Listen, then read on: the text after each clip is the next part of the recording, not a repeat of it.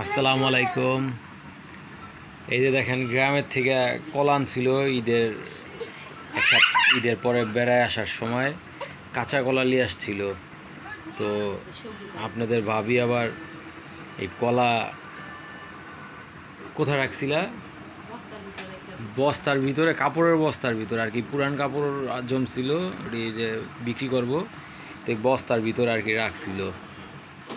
তো ঈদের এক সপ্তাহ পর আসছে, এখন তো প্রায় ঈদের আরেক সপ্তাহ আছে। তো প্রায় 22 দিনের মতো হয়েছে। তো এখন এই যে বার করছে, মনে পড়ছে, ভুলেছিলাম আসলে কলার কথা। এখন বার করে দেখি এই যে কলা পাইকা, দেখেন কি সুন্দর কালার হয়ে গেছে। হ্যাঁ, দেখতেও সুন্দর লাগতেছে। খাইতে জানি না কতটুকু সুন্দর লাগবো, তবে বোধহয় ভালোই লাগবো। নিজেদের গাছের,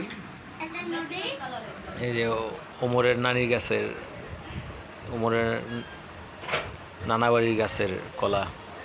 এখন ওমরের শোলটা একটু ভাল লাগতেছে, যার কারণে উঠে একটু বইছে।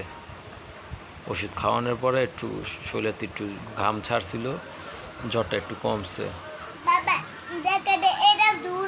তো আজকে এই পর্যন্তই, ঠিক আছে, থাকেন। আসসালামু আলাইকুম, আল্লাহ হাফেজ।